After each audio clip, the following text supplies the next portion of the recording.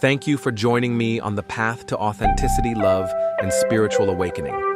This is a soul-guided journey, originally written by Philip Kopp, based on the exploration of possibilities, and narrated to help us find our hearts, our healing, and the truth.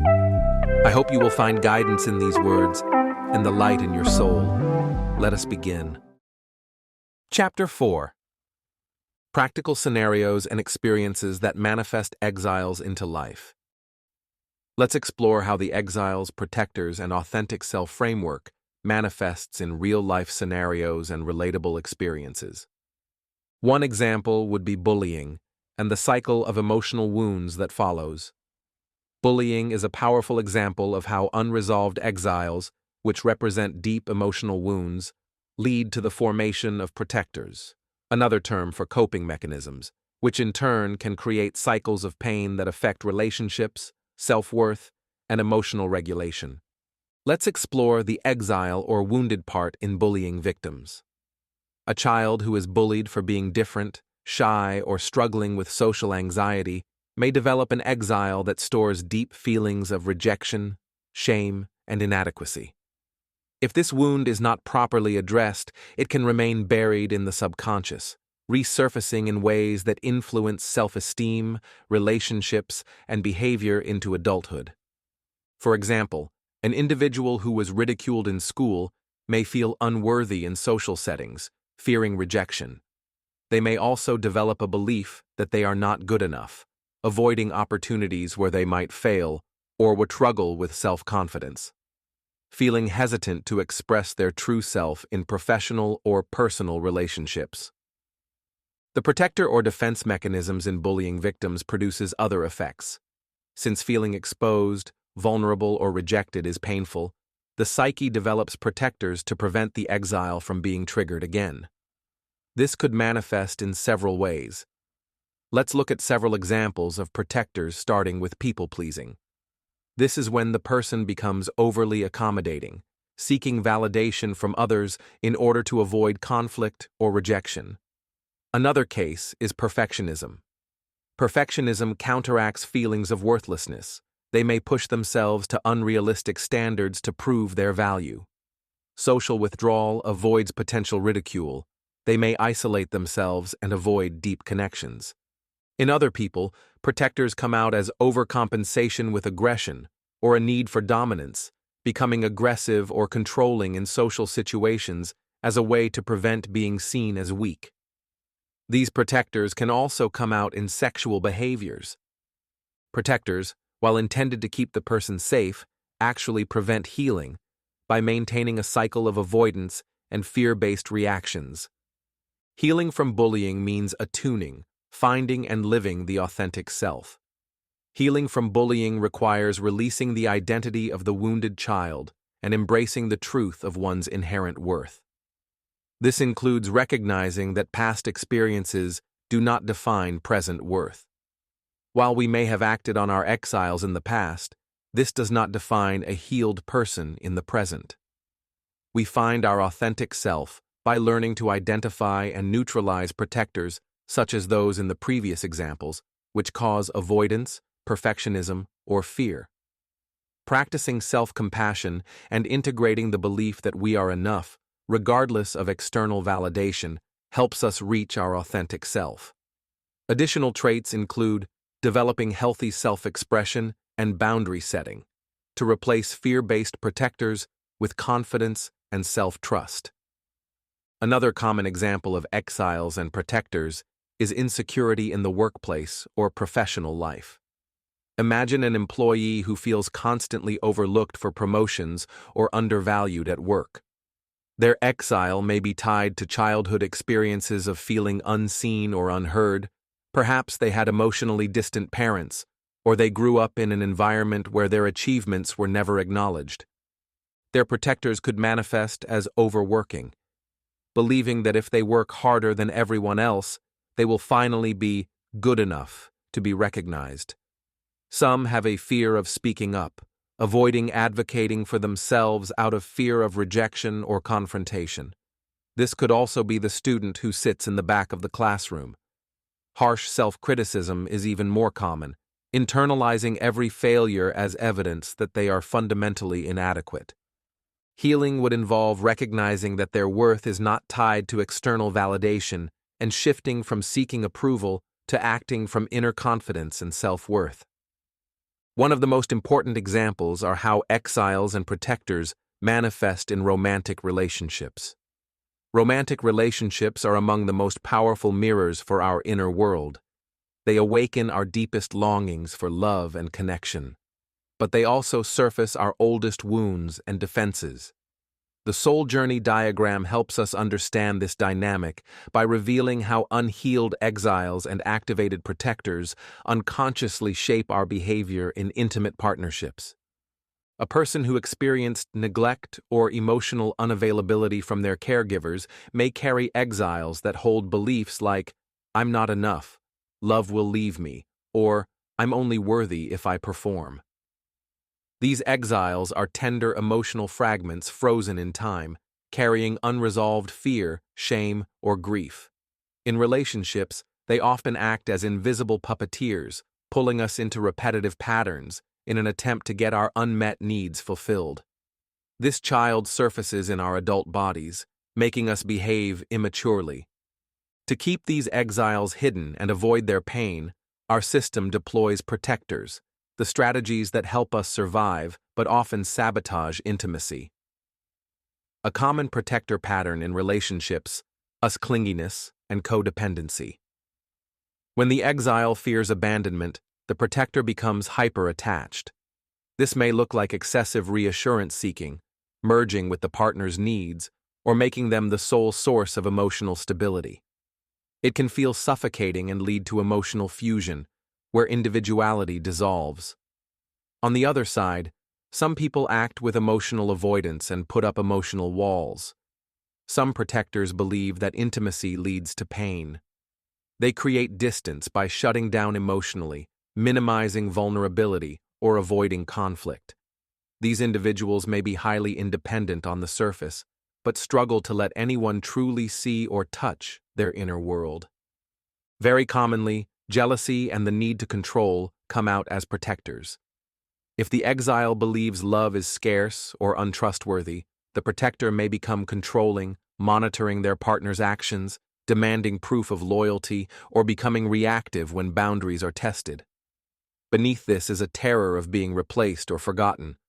Another protector is performance and pleasing.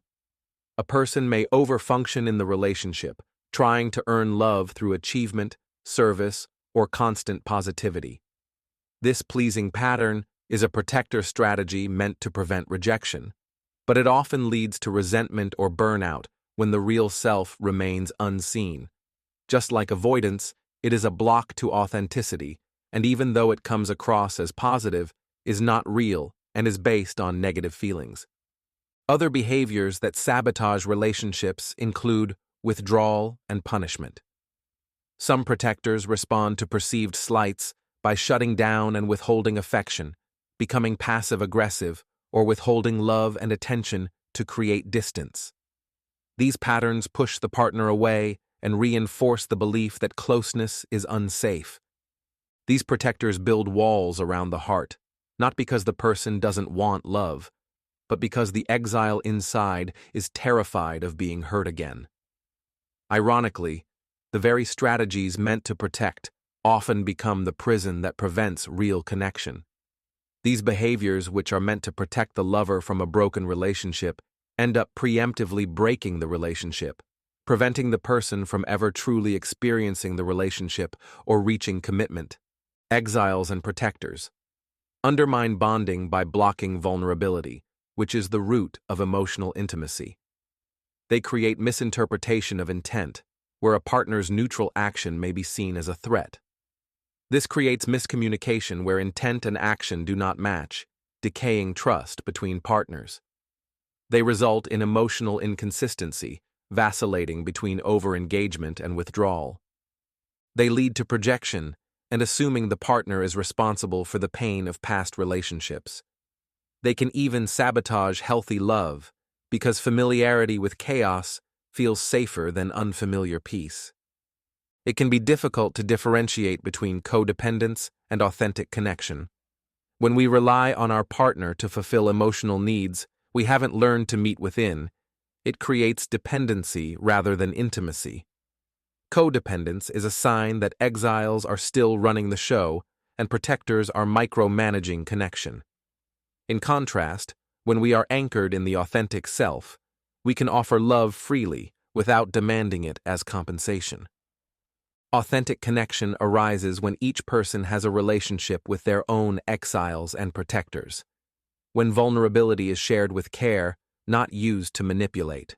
When boundaries are honored, not as walls, but as bridges for truth. Many times, crossing boundaries simply indicates a need to grow and can help partners assist each other with improving rather than breaking them apart. Love flows not from fear of loss, but from freedom and wholeness. Let's discuss strategies for safe communication and co-healing. While each partner carries their own exiles and protectors, romantic relationships offer a unique space for healing if approached with care, intention, and mutual responsibility. In mature and healthy relationships, triggering moments can be transformed into opportunities for intimacy and growth. One strategy is to use I language, speak from personal experience rather than assigning blame. I feel unworthy when I sense distance lands differently than you never pay attention to me. Name the part, not the partner. Shift from accusation to self-awareness. For example, a part of me feels abandoned when plans change, acknowledges an exile without projecting it onto the partner. It's okay to feel hurt if your partner changes plans on you, but it's also important to recognize that you are hurt and there is likely a root to that. You can also create a pause and reflect agreement when triggers arise. Agree to take short breaks for regulation without emotional withdrawal. Pausing can prevent escalation while preserving connection. Just take a minute, reflect, then come back to your partner. Practice exile dialogues. When both partners are regulated, take turns speaking from a vulnerable part while the other listens without fixing or defending. This deepens understanding and empathy. You can perform repair rituals. After conflict, return with curiosity and compassion. Name what happened, share what was triggered, and affirm the desire to reconnect. I noticed my protector came out hard. I want to understand what came up for you. This policy will surely help the relationship flourish and grow. Apply protector appreciation. Honor your protectors without letting them run the relationship. Acknowledge they are trying to help, then invite the self to lead. The reality is, we almost all have protectors. What is important is to identify them and acknowledge for ourselves and our partners. One of the best ways to improve and deepen connection is to celebrate vulnerability. When your partner shares a raw truth, respond with presence, not pressure. Saying, "Thank you for trusting me with that," can be deeply healing. Regulate together. Co-regulate with eye contact, synchronized breathing, or gentle physical touch when safe. This calms the nervous system and reinforces the bond. Healing happens not in the absence of triggering, but in how we respond to it. When couples commit to recognizing their patterns and returning to each other with honesty and care, relationships become a crucible for sacred transformation. The goal is not to stop triggering each other, it's to learn how to trigger each other into healing, not harm. Healing requires identifying the exile's fears, confronting the old belief that they are unlovable, and learning to build relationships from a place of trust rather than fear. To truly love another, we must first make peace with the parts of ourselves we fear the most. Here are some final thoughts on why understanding the soul journey matters. By understanding how exiles and protectors shape our actions, we can break out of cycles of pain and step into our authentic selves. Whether it's in childhood trauma, career struggles, or relationships, the patterns we develop to protect ourselves often become the chains that hold us back. Real-life healing involves becoming aware of when you are acting from a protector rather than your true self. Identifying the exile wound that is being protected. Many people believe that they are the person who acts with protectors, when this is really just a mask. Your true, authentic self would not behave like this. You are most certainly not who your protectors define you as. Address wounds with love and self-compassion. Replace protectors with conscious, empowered choices that reflect your worth. One step at a time. This journey allows you to move beyond cycles of fear and pain into a life filled with confidence, connection, and purpose. You've been listening to The Path to Authenticity, Love, and Spiritual Awakening. May these teachings awaken your truth and help you walk gently in love, courage, and clarity. Reflect. Revisit the words when needed. And remember, the light you seek is already inside you.